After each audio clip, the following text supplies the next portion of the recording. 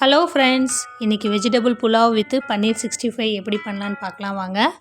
அதுக்கு முதல்ல 250 கிராம்ஸ் பன்னீர் எடுத்து க்யூபாக கட் பண்ணி வச்சுருக்கேன். இதோடு சேர்க்க வேண்டிய மசாலா பொருட்கள் 2 டேபிள் ஸ்பூன் கார்ன்ஃப்ளவர் மாவு, 1 டேபிள் ஸ்பூன் மைதா மாவு, 1 டேபிள் ஸ்பூன் பச்சரிசி மாவு. இது மூணையும் மிக்ஸ் பண்ணி இந்த பவுலில் வச்சுருக்கேன். இதை போட்டுக்கலாம்.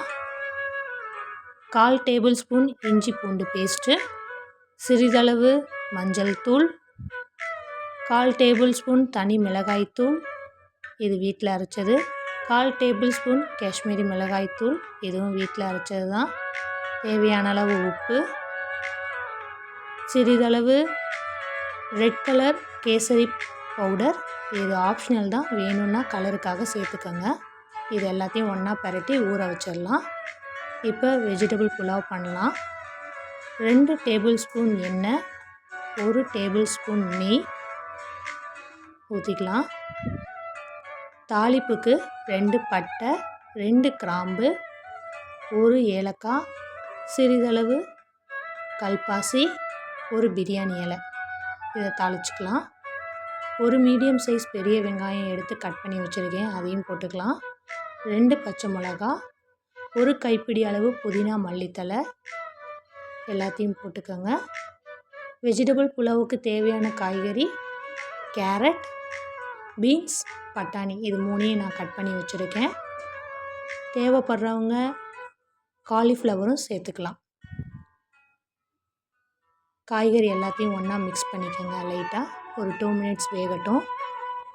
நான் 2 டம்ளர் அரிசி 1/2 அன் ஹவருக்கு முன்னாடியே ஊற வச்சு எடுத்து வச்சுருக்கேன். 1 டம்ளர் அரிசிக்கு 3 டம்ளர் தண்ணி, ஸோ 6 டம்ளர் தண்ணி ஊற்றிக்கலாம். தேவையான அளவு உப்பு சேர்த்துக்கோங்க. இப்போ உப்போட அளவு பார்த்துக்கோங்க. உப்பு பத்தலைன்னா திரும்பவும் சேர்த்துக்கோங்க. அரிசியை இப்போ போட்டுக்கலாம். அரிசி போட்டு கொதி வரும்போது குக்கரை க்ளோஸ் பண்ணிடலாம். ஸ்டீமர் வரும். இப்போ விசில் போட்டு சிம் பண்ணி 5 மினிட்ஸ் விட்டுறலாம். 5 நிமிஷத்தில் ஒரு விசில் வரும். விசில் வந்தோடனே ஆஃப் பண்ணிடலாம்.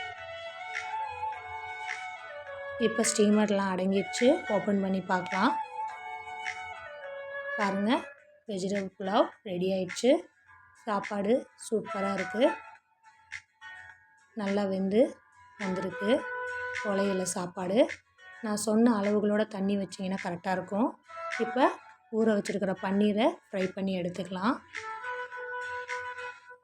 மீதி இருக்கிற எல்லா பன்னீரையும் போட்டு கொஞ்சம் கொஞ்சமாக போட்டு எடுத்துக்கோங்க.